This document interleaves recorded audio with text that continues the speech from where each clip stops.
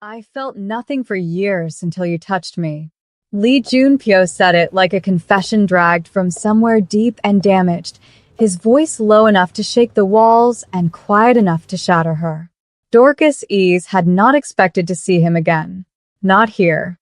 Not in Seoul. Not standing in the doorway of a hospital corridor with blood on his sleeve, and his eyes already finding hers across the cold fluorescent space, like no time had passed at all. 5 years of silence between them, and he looked at her like she was the only solid thing in a room that had been spinning without her. She looked back at him and felt the old wound open like it had been waiting. Welcome to Afro-Korean Mafia Romance, besties. Please like, share, and subscribe. Comment below where you are watching from. She had come back to Seoul for one reason, and one reason only. Her mother's doctor had called 3 weeks ago with a voice too careful and too measured to be delivering good news, and Dorcas had packed her life into 2 suitcases and boarded a flight from Accra without telling anyone where she was going, without thinking through the consequences, without remembering until the descent into Incheon that Seoul was the city where she had left the most important pieces of herself behind. She had arranged to stay with a childhood friend, Minji, who lived in a small apartment in Mapo-gu and asked no questions beyond the practical ones. She had found a contract position at a private medical facility in Gangnam that paid well enough to cover her mother's treatment and her own basic living. She had told herself she was organized. She had told herself she was prepared. She had not been prepared for Lee Junpyo. The hospital where her mother was being treated was called Seohan Medical Center, a quiet, well-funded facility in a neighborhood she had specifically chosen because it was far from the places Junpyo's name was known. That was the thing about him. His name moved through certain parts of Seoul the way weather moved through a city. You could not always see it directly, but you felt it in how people adjusted, how they tilted away or toward, how certain conversations stopped and certain doors opened and certain silences carried weight. She had thought she was safe here. She had been wrong. She saw him in the corridor on a Tuesday evening, 7 days into her return.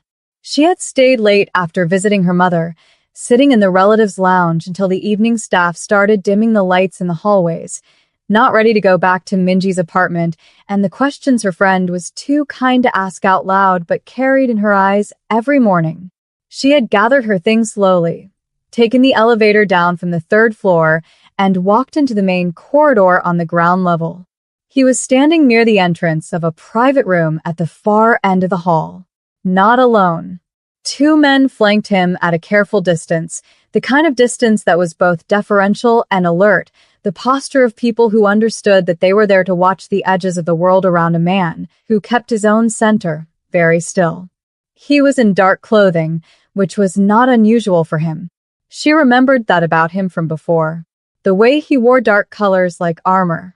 The way expensive fabric sat against his frame like it had been made to fit something that existed at a different register from ordinary men. He was taller than she remembered, or maybe she had simply forgotten what it felt like to be in the same physical space as him. Her body remembered before her mind did, some cellular recognition that moved through her before she could stop it, and she had taken 3 steps back toward the elevator before he turned his head and saw her. The moment stretched.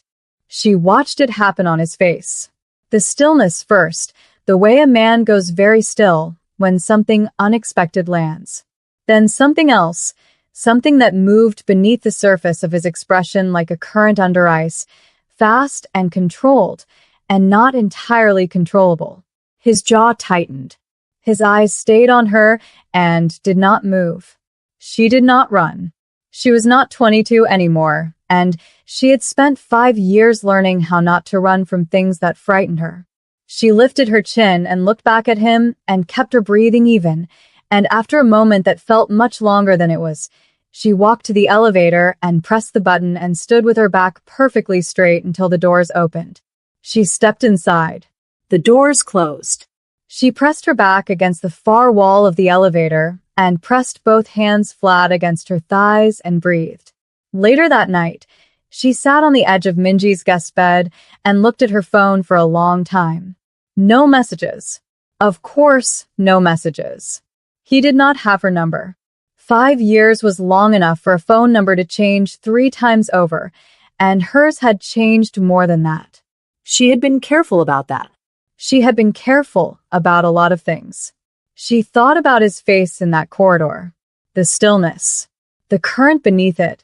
She thought about the last time she had seen him, which had been different, which had been loud and broken and terrible in the specific way that things were terrible when they ended badly between people who had loved each other past the point of wisdom. She thought about what she had not said to him that last night, what she had not been able to say, what she had carried out of Seoul with her in the dark, on a flight that left at 4 in the morning, into a life she had built from scratch on the other side of the world. She lay down without changing her clothes and stared at the ceiling and did not sleep for a very long time. The following morning brought rain and a text from the hospital confirming her mother's appointment schedule for the week. Dorcas read it twice, made notes in her phone, and made herself a cup of tea in Minji's kitchen before her friend was awake. The apartment was small and warm and smelled like the particular combination of Korean cooking and old books that she associated with Minji specifically, and she was grateful for it. She was grateful for a space that had no memories of him in it. She went to the hospital at 9. Her mother, Grace Ease, was a small woman who took up less space in a hospital bed than she had any right to given the size of her personality outside of one. She had been in Seoul for 3 weeks already by the time Dorcas arrived, brought over by her own determination and a friend's insistence that the treatment available here was worth the journey. She was 61 and looked at today in the particular gray light of a rainy morning, and Dorcas sat beside her bed and held her hand and talked about things that were not the reason either of them was here. Her mother, who had always read people the way other people read weather, said after a while, "You look like you've seen a ghost." Dorcas said, "I'm fine." Her mother looked at her with the specific expression of a woman who had raised a child who is good at saying she was fine. "This is Seoul," her mother said, without shaping it into a question. Dorcas squeezed her hand and did not answer. "You don't have to tell me," her mother said. "But whatever it is, it's already in your face. You brought it in with you this morning." Dorcas looked at the window. Rain moved down the glass in slow diagonal lines. "It's just strange to be back," her mother said, which meant she believed that, and also believed it was not the whole story. She spent the rest of the morning in the relatives' lounge with her laptop, working on a consultation report for a client back in Accra. She was a nutritional health consultant, had built the practice quietly over 4 years, and it supported her and her mother and occasionally her younger brother when he was between jobs. She was good at it.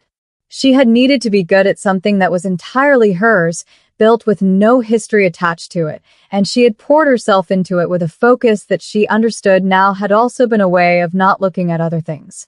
She was midway through the report when a shadow fell across her laptop screen. She looked up. Lee Junpyo stood 3 feet away with his hands at his sides and an expression on his face that she could not immediately name. He was not in dark clothing today.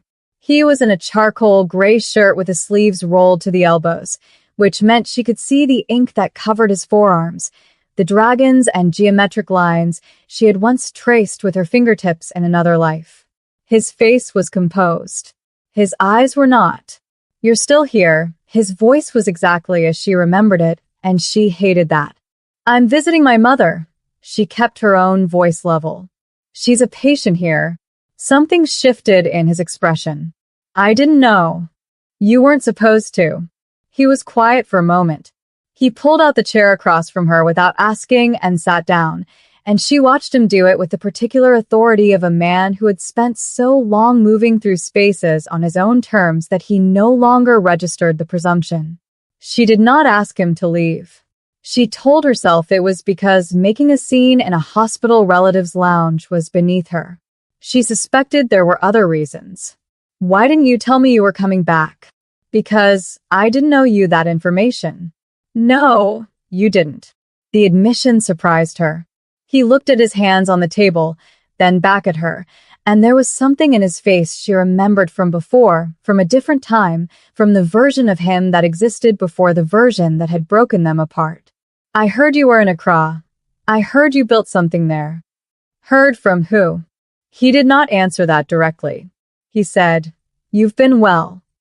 Yes. Good. He said it quietly. Like it mattered to him.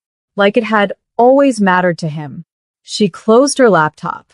She looked at him across the table with 5 years of distance between them, and she said, What do you want, Junpyo? He looked at her for a long moment. His jaw moved. His hands were still on the table, completely still the way she remembered his hands being still when he was managing something that threatened his control. I don't know yet. Which was either the most honest thing he had ever said to her, or the most dangerous. A few days later, she had not spoken to him again, and had told herself she did not expect to. She had been managing her mother's appointments, her own work, and the low continuous hum of being back in a city that held her former self in its bones. Seoul did not let her forget the particular slant of autumn light on Han River bridges, the smell of street food at evening markets that she had once navigated with her hand in his.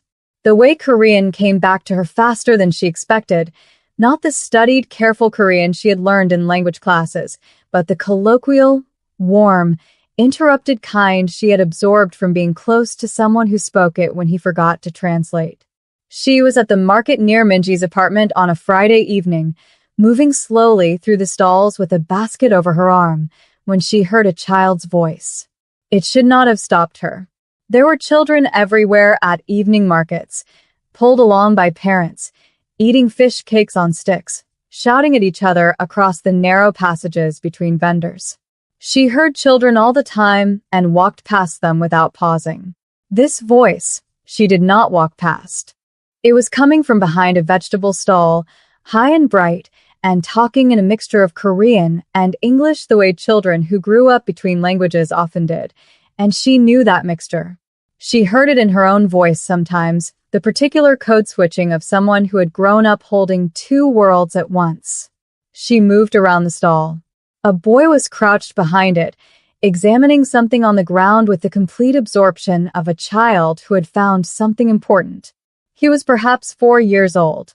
He was wearing a red jacket that was slightly too large for him, and his hair was dark, and his profile, when he turned at the sound of her footsteps, was a face she knew. Not from this child. From a photograph she had looked at more times than she would ever admit. From a mirror. From memory. The boy looked up at her with dark eyes that were familiar in a way that stopped her breathing entirely. Are you lost? Her voice came out steady. She did not know how. The boy shook his head solemnly. I am looking at a beetle. A beetle. It's very big. She crouched down beside him because her legs were doing something unreliable, and being at eye level with him felt more manageable than standing over him while the world rearranged itself. Up close, the resemblance was not a trick of the light. It was structural, bone deep. The line of his jaw and the shape of his eyes and something in the quality of his stillness when he looked at her, that particular attentive calm that she associated with someone else entirely. Where is your mother? My Halmiani is buying things, he said, using the Korean word for grandmother with easy familiarity. She said, stay here. An older woman appeared around the edge of the stall before Dorcas could speak again, moving with the quick alarm of someone who had turned around and not seen a child where they expected a child to be. She stopped when she saw Dorcas crouched beside the boy, and her expression shifted through relief, and then something else. Something complicated and careful. She was perhaps 65. She had the look of a woman who had been beautiful in a particular bone-structured way and was now handsome in its place. She looked at Dorcas with an expression Dorcas could not quite read. Jehun, the woman said to the boy. Come here. The boy stood obligingly, still holding the beetle cupped in his palms, and moved to the woman's side. He looked back at Dorcas once, with that dark-eyed, attentive regard. Dorcas straightened. She looked at the older woman. He was just looking at a beetle. He wasn't in any trouble. The woman looked at her for a long moment. Her expression was not unfriendly. It was measured. "I know who you are," she said quietly. The market noise continued around them, bright and indifferent. Dorcas said nothing.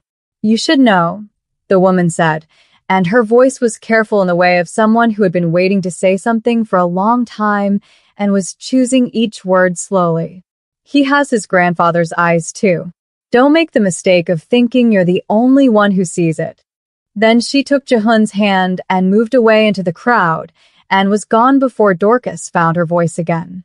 She did not go back to Minji's apartment. She walked for 2 hours through streets that blurred at the edges.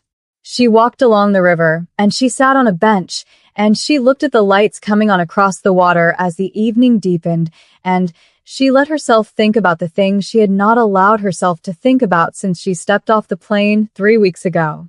She had left Seoul 5 years ago in the 4th week of a pregnancy she had not yet told anyone about. She had made that decision in a bathroom in a small hotel near Gimpo Airport, staring at a test while the sound of their last fight still echoed in her ears. She had made it at 22 with a broken heart and a fear that had felt absolute and rational at the time, a fear that the world Lee Junpyo moved through was a world she could not raise a child in, that he would not change for her or their child, that she would spend her life afraid while he spent his life unreachable behind his empire and his silence. She had made the decision and she had kept it, and she had built a life around it. Her daughter's name was Adiz. She was 4 years old, and she was living in Accra with Dorcas's aunt while Dorcas was in Seoul, because bringing her here had not been possible and also had not been something Dorcas had been able to think clearly about. She had told herself there would be time. She had told herself she would figure it out. She had told herself many things over 5 years that had served the function of keeping her functional rather than the function of being entirely true. The boy at the market had his grandfather's eyes, the woman had said, which meant the woman at the market knew things, which meant there were people in Lee Junpyo's world who knew things or suspected things and had been waiting. Dorcas sat by the river until the cold became too much to ignore, and then she walked back to Minji's apartment and sat in the kitchen and called her aunt in Accra and listened to her daughter's voice on the phone for 10 minutes without saying much herself. After she hung up, she sat for a long time in the quiet kitchen. She had to tell him. She had known it for longer than she had admitted. She had known it from the moment she stepped off the plane and smelled Seoul air and felt the particular weight of the specific lie she had been living settle onto her shoulders differently in this city. Heavier here, more real. She just had not known yet what it would cost her. The next morning, she sent a message to a number she had kept in her phone under a different name, a number she had told herself was only there in case of emergencies. She typed, "I need to talk to you. When are you free?" The response came in 4 minutes. "Today." Where? She named a cafe near the hospital. Neutral ground. Public enough to keep both of them behaved. He arrived first, which surprised her, because in her memory of him, he was always the one who made other people wait. He was at a table near the window with 2 cups of coffee already on the table, and he stood when she walked in, which also surprised her, an automatic courtesy she did not remember him having before, and which suggested either she had been wrong about him in some way, or the years had changed him in ways she hadn't accounted for. She sat down. She wrapped her hands around the coffee cup. She looked at him and felt the full weight of what she was about to do. "I have something to tell you, and I need you to hear it without interrupting me until I'm finished." He said nothing. He held her gaze with that dark, steady attention of his, and he waited. She took a breath. "When I left Seoul 5 years ago," she said, "I was pregnant." The cafe continued around them. Someone laughed at another table. A door opened and let in a rush of cold air.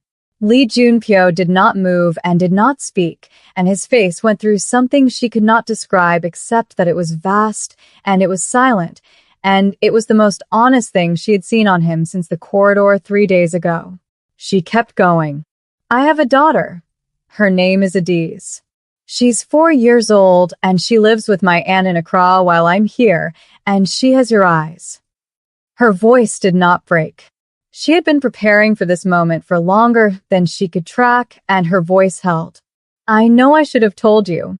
I know what I took from you by not telling you. I am not here to ask for anything, and I am not here to make excuses. I am telling you because you deserve to know. Because she deserves to know. Because I am tired of carrying this alone. She stopped. The silence between them was a living thing. Lee Junpyo sat across from her with his hands flat on the table and his jaw tight, and his eyes holding something that she did not have a name for because she had never seen it on him before. It was not rage, though she had braced for rage. It was not coldness, though she had braced for that too. It was something more broken and more open than either of those things, and it moved through his face slowly, settling into something that looked, in a way she was entirely unprepared for, like grief. He looked down at the table. Say her name again. His voice was barely above a whisper. She said it. Adiz. He was quiet for a long moment, his hands on the table pressed down once, hard, then released. When he looked up at her, his eyes were steady and dark, and something in them had changed fundamentally in the last 2 minutes in a way she suspected would not be undone. Is she safe? Of all the things he could have said, she had not expected that. She felt her throat tighten. Yes, she's with my aunt. She's safe and she's healthy and her voice caught. She steadied it. She's wonderful. He held her gaze. Tell me about her. And she did. They sat in that cafe for 2 hours. She told him small things first because small things were easier.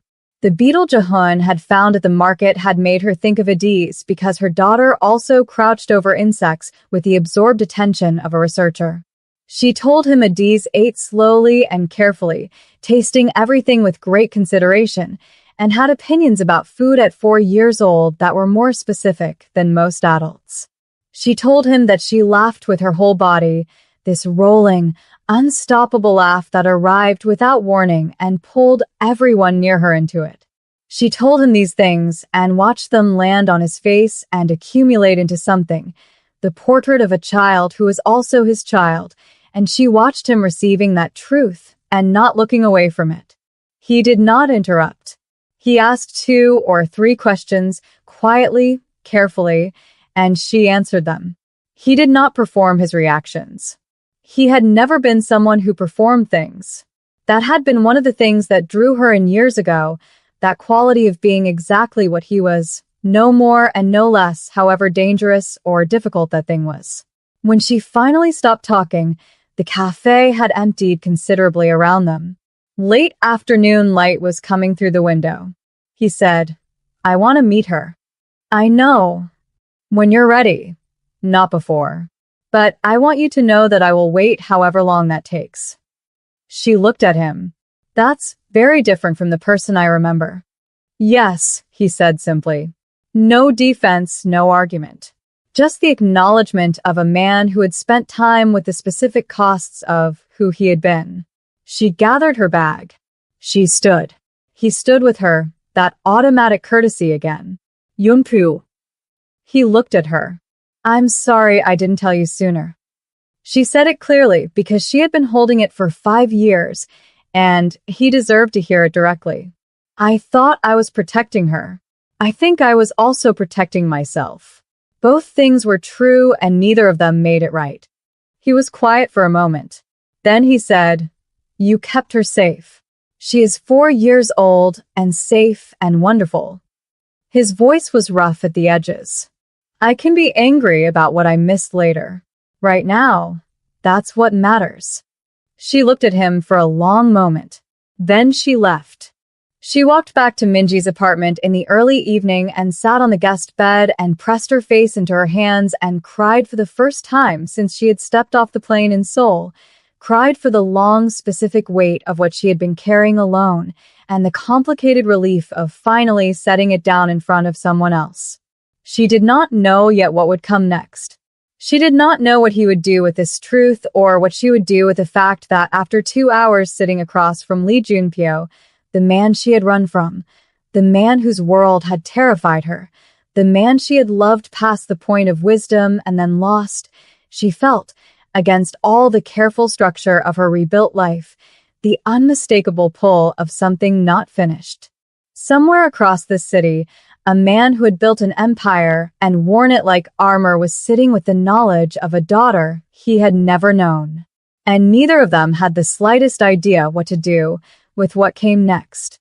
The following morning, Lee Junpyo did not sleep. He knew this about himself as a fact, the way he knew other facts about his own functioning. He did not sleep when something large was moving through him that he had not yet found a way to contain. He had learned over the years to use those hours productively, to work through the night on the problems that daylight hours dressed in the language of strategy and information. The night stripped everything down to what it actually was. What it actually was, tonight, was this. He had a daughter. He sat at his desk in the private office of his penthouse in Gangnam and did not look at any of the files that were waiting for his attention and looked instead at nothing, at the particular middle distance of a man processing something that restructured everything he thought he understood about the last 5 years. Adiz. He said it quietly into the empty room and heard the shape of it. The way it moved, Dorcas's language and his child and 5 years of a life being lived without him in it. He had run the Ryu Syndicate for 7 years. He had built it from the fractured inheritance his father left behind into something clean and contained and feared in the right quarters. He had made decisions under pressure that lesser men would have broken beneath. He had sat across tables from men who wanted him dead and negotiated with a steadiness that people around him described, in the careful language of those who worked for him, as cold. He was not cold. He had never been cold. He had been careful, which was a different thing, and the distinction had cost him the one person who had seen past the careful to the thing underneath. He opened his phone. He looked at the message thread with a number he had saved under no name at all, just a string of digits he had memorized and kept because deleting it had never been something he was able to do. He had sent no messages in 5 years. He had looked at it periodically the way you looked at something you were trying to decide whether to mourn or hope for, without resolution. He did not send a message now either. He sat with Adiz's name in the air of his empty office and let the grief move through him the way he had learned to let difficult things move, without fighting it and without surrendering to it entirely. By the time dawn came, he had arrived at one clear thing. He needed to know her. However long that took and whatever it cost him, he needed to know his daughter.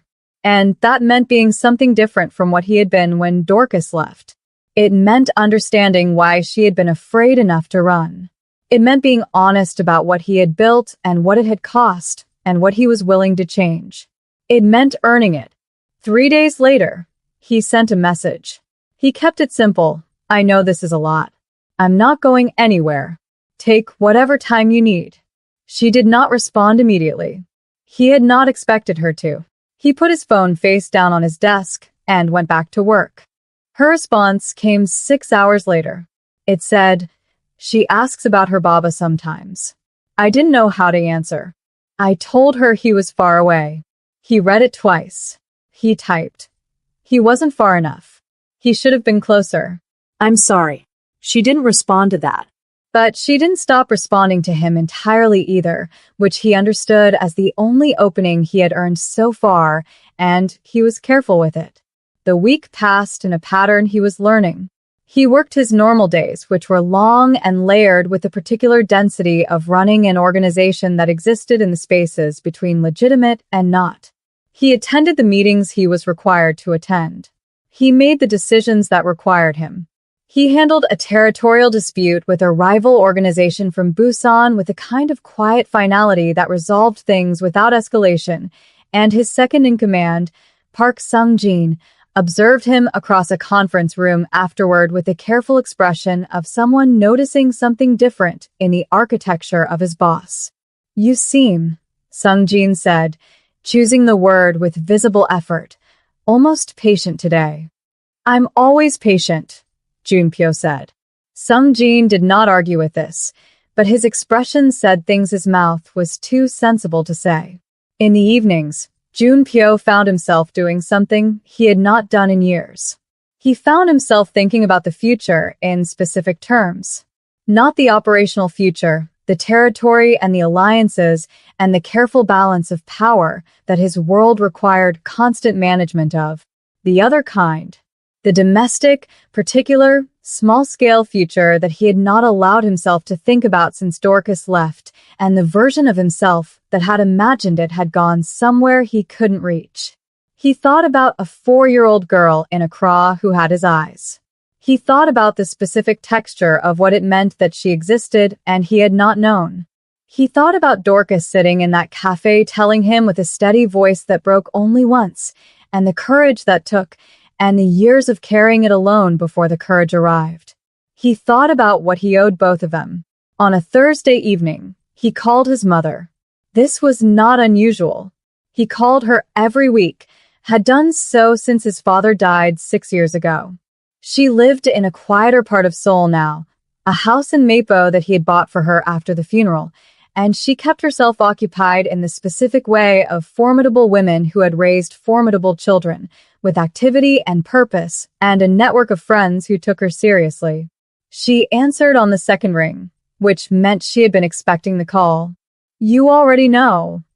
"I know that Dorcas is back," his mother said. Her voice was measured and warm. "I know she has been at Seohan Medical with her mother. I know that you have spoken to her. And I have been waiting for you to call me." A pause. "She has a child, Junpyo." He was quiet. "Jehun saw her at the market," his mother said. "Your cousin's boy." He told his grandmother, and his grandmother told me. "When?" "Last week." Another pause. "I did not know whether to tell you or wait. I decided to wait because I thought she might tell you herself." "Has she?" "Yes," she told me. The silence on the line was the particular silence of a mother receiving confirmation of something she had been holding carefully for days. "A girl. Her name is Adiz. She is 4. His mother made a sound that he could not immediately interpret, and then he realized she was crying very quietly, the way she cried when she was trying not to and failing. "For years," she said softly. "I know." "She had her reasons," his mother said. Her voice steadied. "You know she had her reasons." "I know." "You know what those reasons were," his mother said. It was not a question. He did. He had known for a long time, in the way that you could know something and still not be ready to fully reckon with it. He had been a man who built walls and called them protection.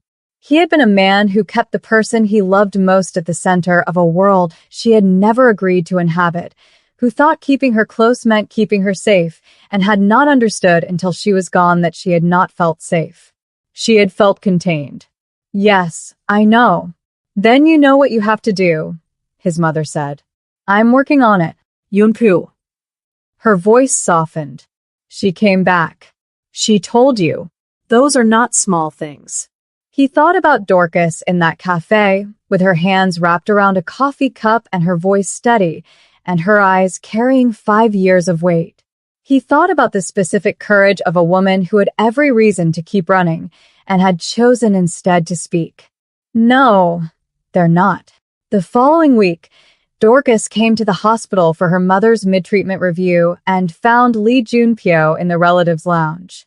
He was not there for her specifically, or at least that was what she told herself for the 30 seconds it took to register that he was sitting in the same chair she usually took, with a book open on his knee that he was not reading, and that he had arranged himself in the specific casual way of a man who had been waiting for a while and was very deliberately not appearing to be waiting. She stopped in the doorway. He looked up. "My mother is on the same floor as yours. She comes in for her checkup today." Dorcas looked at him for a long moment. "Does she?" "She does." He held her gaze. "I'm not following you. I would not do that." She believed him, which was either wisdom or old habit, and she walked into the lounge and sat down 2 chairs away from him and opened her own bag and took out her laptop. They worked in parallel for 40 minutes without speaking. It should have been uncomfortable. It was not entirely uncomfortable, which was its own kind of information. After a while, he said, without looking up from his book, "How is your mother doing?" "Better this week," Dorcas said. "The treatment seems to be working." Good. He turned a page. I'm blah. Another silence, less weighted than the first. "How do you do that?" she said, before she had decided to say it. He looked at her. "Do what?" "Sit in the same room as me and seem completely at ease." Something moved in his expression. Not quite a smile. The near smile she remembered from before. The one that lived around his eyes rather than his mouth. "I'm not at ease." She looked at him. "I have been not at ease for 5 years," he said simply. "I've had a lot of practice managing the appearance of it." She looked down at her laptop. She was aware of him across the 2 empty chairs between them with a specificity she could not afford to examine closely. The particular quality of his physical presence had always done something to her spatial awareness, made her conscious of distance and angle in a way ordinary rooms did not usually require. She pulled her attention back to her screen. "Adiz likes music," she said quietly. She had not planned to say it. It arrived on its own. He went still in her peripheral vision. "She sings to herself when she's doing things," Dorcas said. "She makes up words. They don't always make sense, but the melody is always correct. She has an ear for it." He said nothing for a moment. Then, very quietly, "My mother plays piano. She used to play every evening when I was a child." Dorcas looked at him. "She stopped after my father died, but she kept the piano." He looked at the book in his hands. "I thought about getting rid of it once. I'm glad I didn't. The thing between them, the history of it and the loss of it and the complicated particular grief of 2 people who had loved each other badly at the wrong time, moved through the room like weather." Dorcas looked at her laptop screen and did not say anything else. But she did not move her chair further away either. 2 days later, the danger she had almost forgotten about reminded her it existed. She had been in Seoul long enough to grow slightly less vigilant, which was a mistake she recognized the moment a man she did not recognize fell into step beside her on the street outside a convenience store near Seohan Medical. He was not threatening in any obvious way. He was mid-30s, ordinary looking, wearing a jacket that was slightly too warm for the weather. He walked beside her for a few steps and then said in careful English, "Ms. Ease, we'd like to talk to you about Lee Junpyo." She kept walking. "I don't know who that is." "We know that you do," he said pleasantly. "We know quite a lot about your situation, actually, including some information that might be relevant to you about what Junpyo was doing during the years you were in Accra." She stopped. She looked at him with the assessment she had developed over 5 years of being a woman who moved through the world largely without backup. He was gauging her reaction. He wanted her off balance. "Who do you represent?" He smiled. "People who are concerned about certain choices Lee Junpyo has been making recently. People who think he's been distracted." A pause, loaded with meaning. People who know why. She understood then. She was not the target. She was leverage. Someone in Junpyo's world had noticed his attention shifting and had decided she was the mechanism by which to apply pressure, which meant 2 things: that she was in a position she had not consented to, and that Junpyo needed to know about it immediately. "I have nothing to say to you." She walked away at a pace that was measured and did not betray the fact that her pulse had doubled. She called him from the hospital entrance, standing with her back against the wall and her eyes on the street. He answered immediately. "What's wrong?" It was not a question. Something in her voice had been enough. She told him in short, clear sentences what the man looked like, what he had said, the street and the time and the direction he had gone after she walked away. Junpyo was quiet through all of it. The quiet of someone absorbing information and making calculations. "Are you inside the hospital now?" "Yes." "Stay there. Don't go out alone. I'm sending someone. I don't need Dorcas. His voice was low and steady and direct, and it had the quality she remembered from before, not commanding her, but landing with the weight of someone who meant what they said completely. Please. Just this once. Let me. She closed her eyes for 1 second. Open them. Okay. A woman arrived 20 minutes later, compact and professional, who introduced herself as Yuna and positioned herself with the calm efficiency of someone who had been doing this for years. She stayed with Dorcas for the rest of the afternoon without being intrusive about it, and when Dorcas's mother asked who she was during the afternoon visit, Dorcas said she was a colleague, which her mother accepted with an expression that said she did not entirely believe it. Junpyo arrived at the hospital at 6 in the evening. He came to the relatives' lounge where Dorcas was waiting, and he sat down across from her, and he looked at her with an expression she was starting to learn was his version of barely controlled feeling, the set jaw and the steady eyes and the thing moving behind both of them. His name is Oh Taeyong, Junpyo said. He runs interference for a man named Cha Byung-soo. Cha has been looking for leverage against me for 8 months. His jaw tightened. He found out about you when you arrived in Seoul. Someone in my circle talked. I'm dealing with that. What does dealing with it mean? He looked at her steadily. It means the person who talked no longer has access to anything I don't want them to have access to. And it means Cha Byung-soo is being made to understand that you are not a mechanism he is going to be able to use.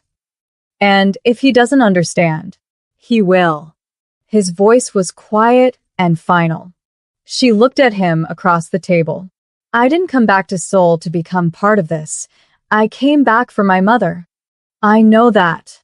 I don't want Adiz connected to this world. Whatever we figure out between us, that's the line. She doesn't come near this.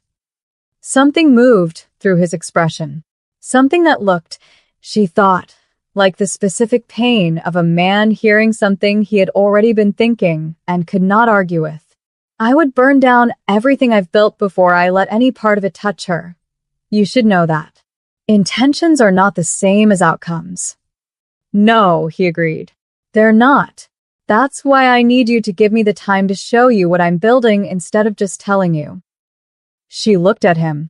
I'm not the same as I was. I know I don't get to just say that and have it mean something. I know I have to show you. He looked at his hands on the table. But I need the chance to try. The lounge was quiet around them. Outside the windows, Seoul was doing its evening things. Lights coming on across the skyline, the city shifting registers from day to night. She thought about Adiz in Accra, asking about her Baba. She thought about 5 years of carrying something alone and what it had cost her.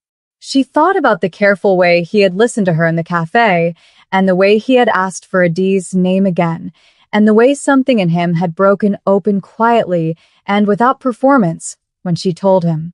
One step at a time, she said finally. No rushing. No pressure. You let me set the pace. Yes, he said immediately.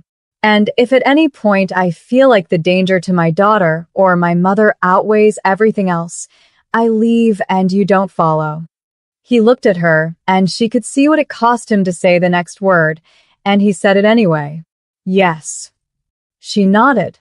She looked out the window at the darkening city.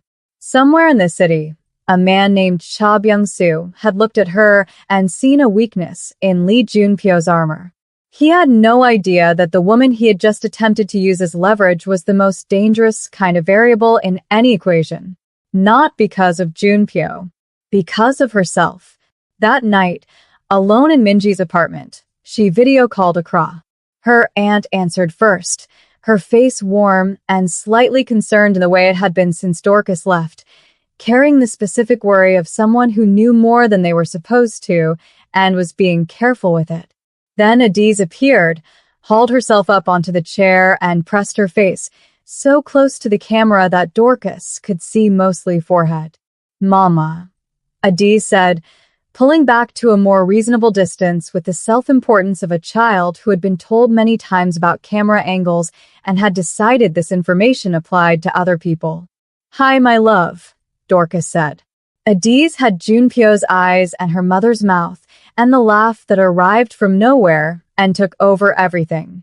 She had opinions about her shoes and strong feelings about which cups were acceptable for water versus juice, and she slept with her arm over her face in the exact posture of her mother at the same age, which Dorcas knew from photographs. She also had, when she was concentrating on something, a stillness, a focused quiet, the particular attentive calm of a person who was fully present with whatever they were looking at. Dorcas had been telling herself for 4 years that this came from her side.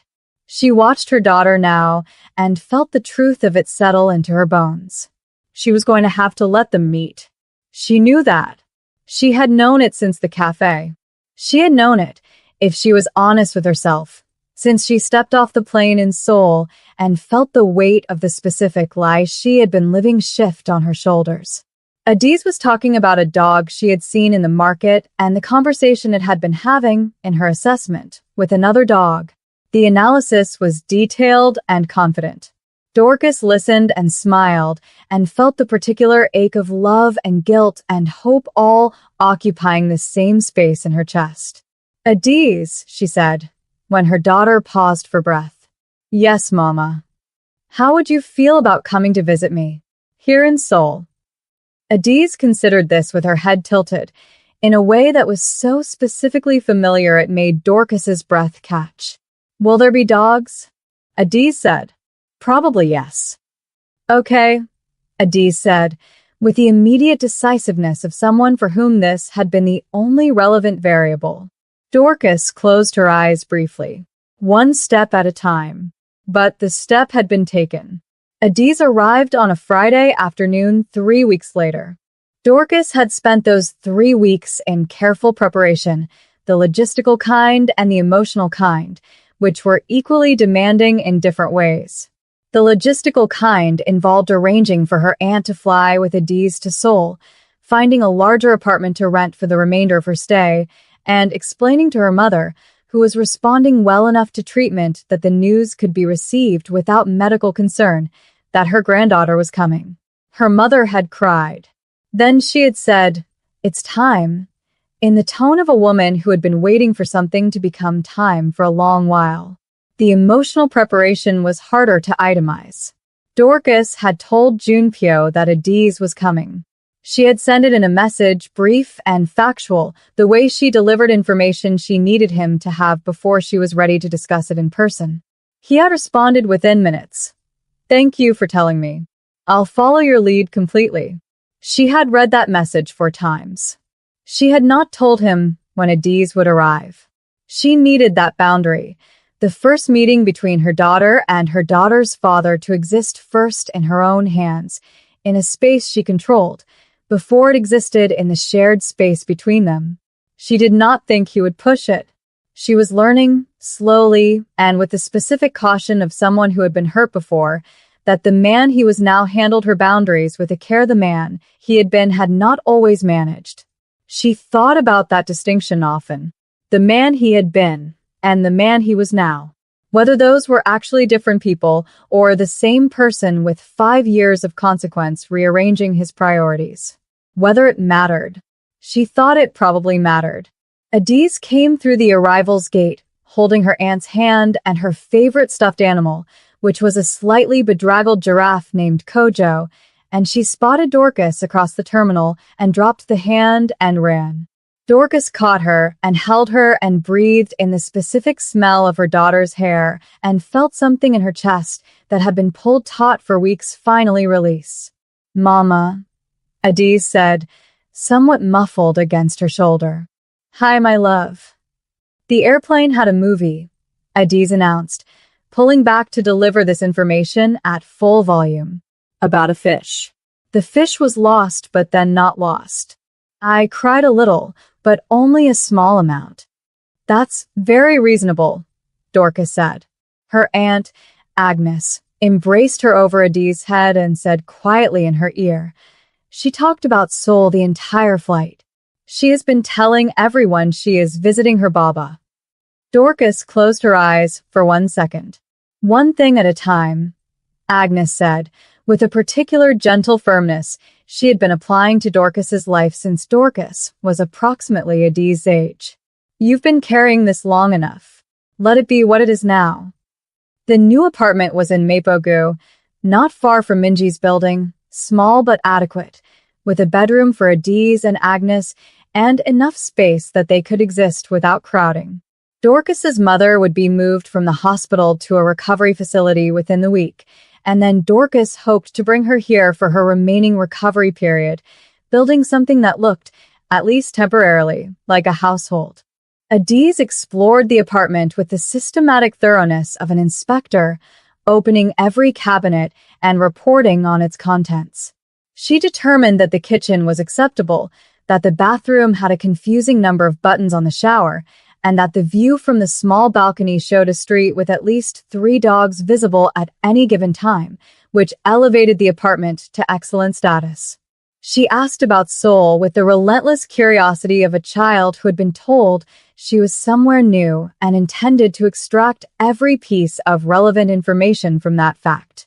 She asked about the language and the food, and whether the dogs here were different from dogs in Accra. She asked whether her Baba lived near here. Dorcas, cutting fruit in the kitchen while Agnes supervised Adi's unpacking, stopped cutting for a moment. Yes, she said carefully. He lives in this city. Adiz appeared in the kitchen doorway with Kojo under her arm. Can we see him? Soon, Dorcas said. Adiz considered this with her head tilted, in the way she considered things. How soon is soon? Very soon, Dorcas said. Adiz accepted this and disappeared back to the unpacking. Agnes caught Dorcas's eye from the hallway with an expression that was entirely supportive and said nothing at all. She messaged Junpyo that evening after Adiz was asleep. She is here. She already asked about you. His response came quickly. How is she? Dorcas looked at the question and felt the weight of it. The simple, enormous fact of a father asking about his child for the first time. She typed, she is exactly herself. You'll understand when you see her. A pause. Then, when can I? She sat with that for a while. She thought about what she had said to him, one step at a time. She thought about Adiz's tilted head and her immediate decisive yes when Dorcas had mentioned dogs. Saturday morning, she typed. There's a park near the Han River. She likes dogs. There are always dogs there. She watched the 3 dots appear and disappear and appear again. I'll be there at 10, he sent. Thank you, Dorcas. She put her phone down and went to check on her sleeping daughter, who was curled on her side with Kojo pressed against her face and her arm over her eyes, and she stood in the doorway for a long moment in the quiet of the apartment. She was doing the right thing. She believed that now in a way she had not always believed it. It had taken her a long time to get here, and it was not a simple or painless belief, but it was solid. She went to bed and, for the first time in weeks, slept without interruption. Saturday morning arrived clear and cold, the kind of October morning in Seoul that had a particular quality of light, low and golden, and making everything look slightly more significant than it was. Dorcas dressed Adiz in her red jacket and her favorite shoes, which had lights in the soles that flashed when she stamped, a feature Adiz considered essential and made use of frequently. She braided her hair in 2 plaits with yellow beads at the ends, which took longer than scheduled because Adiz had opinions about bead placement. Agnes stayed at the apartment with Dorcas's mother, who had been moved to a recovery center 2 days earlier and was already complaining about the food in a way that suggested she was recovering well. They took a taxi to the park. Dorcas held Adiz's hand as they walked from the taxi toward the riverside path, and she felt her pulse doing something she was not going to permit herself to acknowledge directly. She was managing this. She was in control of this. She had chosen this, and she was walking toward it with both eyes open. She saw him before Adiz did. He was standing near a bench at the edge of the path, not seated, standing with his hands in the pockets of a dark coat and his eyes already finding them across the distance. He was not wearing his usual careful armor of authority. He looked, she thought, like a man who had not slept particularly well and had come anyway, which was the most human she had ever seen him in a public space. Adiz was looking at a dog on a leash being walked by an elderly man and had not looked up yet. "Adiz," Dorcas said, keeping her voice even. "There's someone I want you to meet." Adiz looked up. She looked at Junpyo with a frank, immediate assessment of a 4-year-old, the kind of uncurated attention that adults spent years learning to moderate. She looked at him for a full 5 seconds. Then she said, "You have the same eyes as me." Junpyo went completely still. Dorcas felt the breath leave her body. He crouched down, slowly, to Adiz's level. He looked at her daughter, and she watched his face do something enormous and quiet, the same thing that had moved through him in the cafe when she said Adiz's name, but larger now, realer, with the specific weight of actual presence. His hands, she noticed, were not entirely steady. "I do." His voice was rough at the edges. "I think you might have gotten the better version." Adiz considered this seriously. "Mine flash sometimes, when I'm being very alive." Something broke open on his face. Not quite a smile, and more than a smile. An expression she had never seen on him before, new and complete, and entirely real. "That sounds right." Adiz stamped her foot once, making the lights in her shoes flash. "Like this. I call it the Adiz light." "I'll remember that." She looked at him for another moment with that direct 4-year-old assessment. "Mama said you are my Baba." "Yes," simply, without qualification. Adiz nodded, as if this confirmed something she had already decided. "There is a dog," she said, pointing. "He has very large ears. Do you want to see him?" "Very much."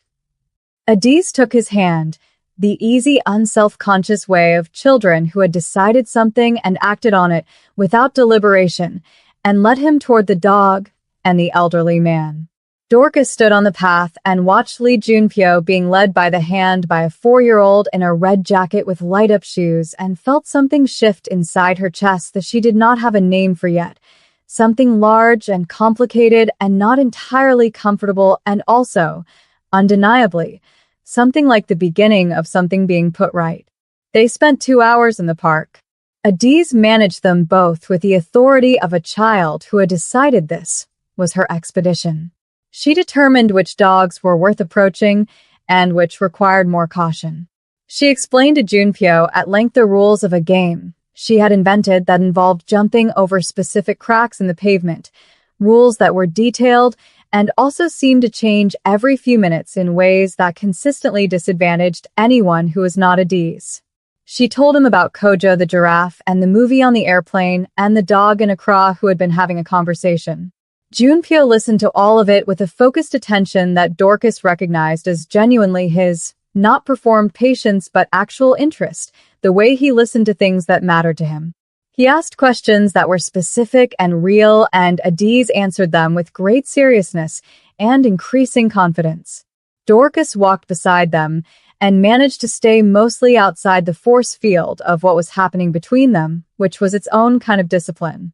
At one point, Adiz ran ahead to investigate something, and Junpyo came to walk beside Dorcas, and they were quiet for a moment, watching their daughter crouch over something on the ground with complete absorption.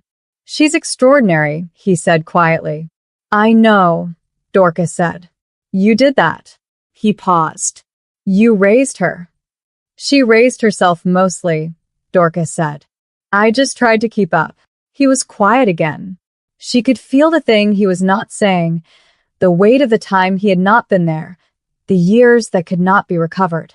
She waited to see if he would say something that made it about him, some expression of his own loss that would require her to manage.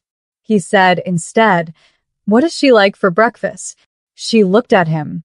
"I want to know," not plaintively, just directly the way he said things. "Eggs," Dorcas said. "Scrambled, not runny." She'll tell you at length if they are too runny. And she likes the yolk of a fried egg, but not the white. She sorts them on the plate. He nodded, absorbing this like it was important, which it was. She doesn't like loud music in the morning, Dorcas said, feeling something loosen in her slightly, something that had been held against opening. She likes it quiet until she's fully awake. She takes about 20 minutes to become a person in the morning. Just like she stopped. He looked at her. Just like you used to. The look he gave her then was the most unguarded thing she had seen from him in 5 years. Not the near smile or the careful composure or the quiet authority. Something underneath all of those things, raw and specific, looking at her and recognizing something that had not stopped being true despite everything. She looked away first. Adiz was calling from 15 feet ahead, having found a beetle that required immediate adult consultation. They walked toward her together. Later that afternoon, after Dorcas had taken Adiz home for a nap that Adiz insisted she did not need and was asleep within 4 minutes of lying down, a message arrived from Junpyo. Thank you for today. It read, I know what it cost you to trust me with this. I won't waste it. She read it sitting in the kitchen with a cup of tea going cold beside her. She typed back. She asked me on the way home if you would come to the park again. His response was immediate. Whenever you'll allow it. She put her phone down and looked at the wall and thought about the specific complicated landscape of a heart that had been hurt by someone and was being required to consider, with clear eyes and full information, whether the version of that person standing in front of her now warranted something different. She did not have an answer yet, but she was no longer refusing to ask the question. The threat from Cha Byung-soo arrived in a new form 4 days later. Dorcas had been careful since the encounter outside the hospital, more aware of her surroundings, less predictable in her movements. She did not go anywhere without her phone, and she had kept Yuna's contacts saved. The woman Junpyo had sent to the hospital, who had been available in the low-key, unobtrusive way of someone doing their job without requiring acknowledgement. She had told herself she was managing the situation. What she had not anticipated was that the threat would arrive not through her, but through her mother. She received a call from the recovery facility at 11 in the morning on a Wednesday. Her mother was fine. The nurse was quick to clarify, but there had been an incident. A man had attempted to gain access to her mother's room under the pretense of being a medical consultant. He had been stopped by the facility's security and had left before the police arrived, but he had left something behind. A photograph. Dorcas arrived at the facility within 20 minutes. The photograph had been left at the nurse's station, in an envelope addressed to her by name. It showed Adiz, taken in the park on Saturday morning, from a distance. Her red jacket, the light-up shoes, Junpyo crouched down to her level with his hands not entirely steady. Beneath the photograph, a single line had been written. She has her father's eyes. How unfortunate for her. Dorcas stood in the facility corridor and felt something cold move through her that was not fear. Fear she could have managed. This was something older and more primal, the specific quality of a parent who has understood that their child has been noticed by something dangerous. She called Junpyo. He answered in one ring. She told him in 4 sentences. He was quiet through all of it, and the quiet was different from his usual quiet, compressed, pressurized, the specific silence of a man whose self-control was carrying an enormous amount. Are your mother and Adiz safe right now? Yes. Agnes took Adiz out this morning. They're at a market. I haven't told them. Don't tell Adiz, he said immediately. I'm coming to you. Don't leave the facility until I get there. She looked at the photograph in her hand. Yunpu. Yes. Whatever you do about this, she said carefully, it ends this. Not just managed. Ended. Because I will not raise my daughter in a world where photographs of her are used as messages. His voice when it came was the quietest she had ever heard it, and also the most absolute. I know. I should have ended Cha Byung-soo 8 months ago when he first moved against me. I didn't because I was trying to avoid escalation. A pause. I was wrong about what the costs of avoiding it would be. She said nothing. I'm 40 minutes away. I will be there in 30. He was there in 28. He came with Sung Jin and two others, but he came to her first, before anything operational. He walked into the facility corridor, and he looked at her, and then at the photograph she was still holding, and something moved through his expression that she understood was not something he was managing or containing. He took the photograph from her hand and looked at it, and the look on his face when he saw Adiz in her red jacket was something she filed away without examining immediately, because examining it would have required her to feel something she was not ready to feel in a corridor while everything was still active. He looked up from the photograph. His eyes met hers. I'm going to fix this. I know. And when it's fixed, he said, I want to talk to you. Not about strategy or logistics or what comes next. I want to talk to you about us. He held her gaze. If there's still enough to talk about. The corridor was quiet around them. Behind her, her mother was recovering in a room 3 doors down. Somewhere across the city, Adiz was at a market with her aunt, pointing at dogs and having opinions. Dorcas looked at Lee Junpyo with his photograph of their daughter in his hand and 5 years of complicated history between them and the specific unmistakable evidence that he had changed in ways that were real and earned and not performed. Fix it first. He nodded once. He turned to Sung Jin with the photograph still in his hand and something in his expression that Sung Jin had clearly been waiting for. The specific quality of a decision being made that would not be revisited. Find Cha Byung-soo, Junpyo said quietly, and bring everything we have. Sung Jin said, yes, sir, and moved. Dorcas watched Junpyo and understood, for the first time since she had come back to Seoul, that the most dangerous thing about Lee Junpyo had never been his world or his enemies, or the empire he had built. It was that he meant every word. Every single one. Cha Byung-soo was handled in 3 days. Dorcas did not ask for details and Junpyo did not offer them beyond what was necessary. What he told her was this. Cha Byung-soo had agreed to terms that removed him permanently from any position from which he could threaten her, her mother, or Adiz. The agreement was binding in the specific way that agreements in Junpyo's world were binding, enforced not by courts but by consequences that both parties understood with complete clarity. The man who had left the photograph at the facility would not be a problem again. She believed him. She had been learning, carefully and with open eyes, to distinguish between the things he said because they were useful and the things he said because they were true. This was the latter. What she did with that belief was a different question. She sat with it for 2 days after he told her, going about the ordinary things. Her mother's recovery, which was progressing steadily. Adiz's adjustment to Seoul, which was immediate and enthusiastic and involved an ongoing project to document every dog she encountered in a notebook she had designated specifically for this purpose. Agnes, who was extending her stay by a week because she had discovered a market she was not finished with. The ordinary things held her, and she let them, because she had learned that ordinary things were where real life actually happened, in the daily repetition of presence rather than in moments of crisis or confession. But Junpyo was still in the city, and he had said he wanted to talk about them. She called him on a Thursday evening after Adiz was asleep.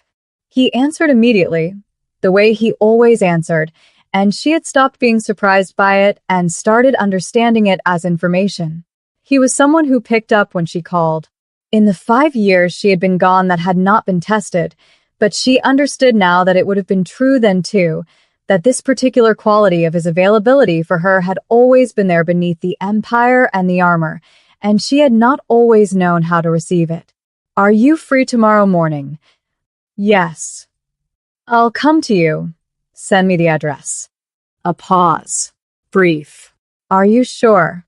I wouldn't offer if I wasn't. The address arrived in a message 40 seconds later. His apartment was not what she expected.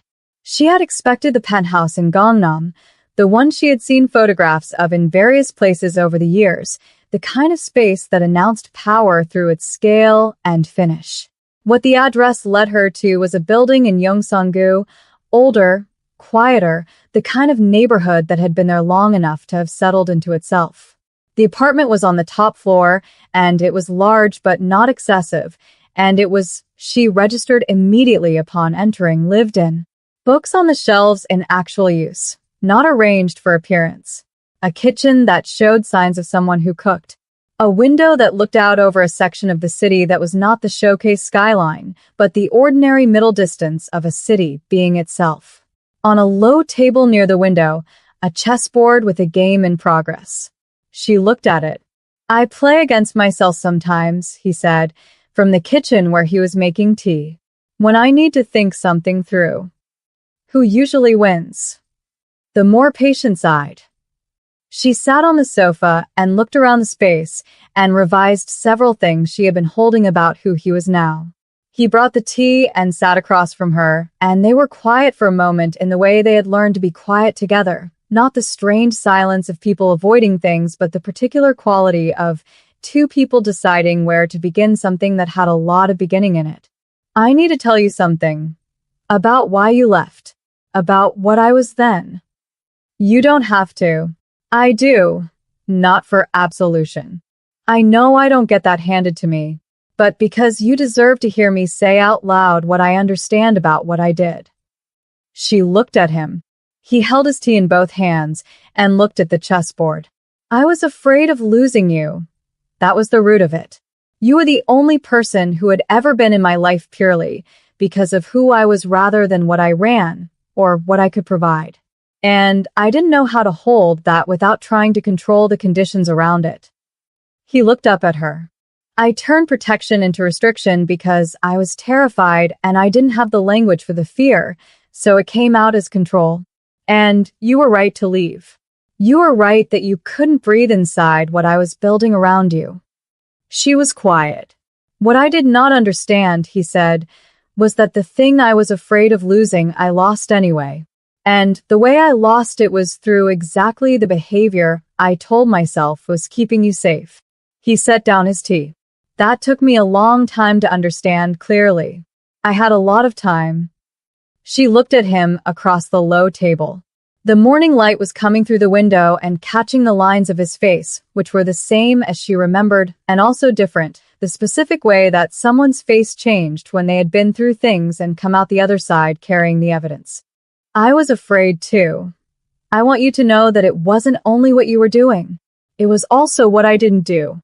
I didn't tell you I was suffocating. I didn't fight for us in the way I could have. I ran instead of staying and working through it, and I took Adiz with me when I ran, and I kept her from you for 4 years. She held his gaze. "Those are things I have to live with. I'm not asking you to tell me it's fine, because it wasn't fine. But I need you to know that I carry those things too." He looked at her for a long moment. "I know you do," he said quietly. "I've never thought this was one-sided." Good. They sat with the honest weight of that between them.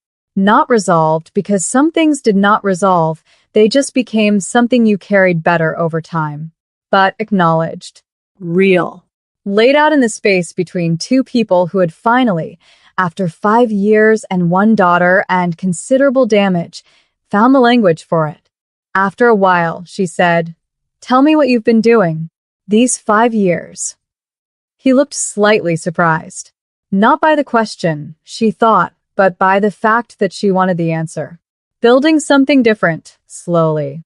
It's not finished." What kind of different? Legitimate, or more legitimate. It's not simple, and it's not quick, and I've made mistakes in how I've done it. But the direction has been consistent. He paused. "I got a reason to move faster in the right direction recently." She understood what the reason was. She did not say it. "I want Adiz to be able to look at what her father does and not be afraid of it. I want that more than I want most things I've ever wanted, and I have wanted some things very intensely." He looked at her steadily. "I want you to be able to look at it too." The morning was quiet around them. Somewhere below the building, Seoul was going about its Saturday morning. She wants to show you her dog notebook, Dorcas said. He blinked. She's been documenting every dog she sees in Seoul, Dorcas said. She has notes on each one. Breed, she guesses. Ear size. Whether they seemed friendly. She rates them on a scale she invented. Something moved across his face, that expression she had first seen in the park and was learning to recognize as the specific way he responded to Adiz specifically, an open, complete, entirely unmanaged warmth that he did not apply to anything else. What is the scale? It's out of 5 kojos, Dorcas said. Kojo is the giraffe. Of course. The highest-rated dog so far received 4.5 kojos. He had ears she described as excellent. Junpyo pressed his hand briefly over his mouth, and she could see that he was trying very hard not to smile in the particular way that people tried not to smile when something had landed somewhere important and they were not entirely ready to show how much.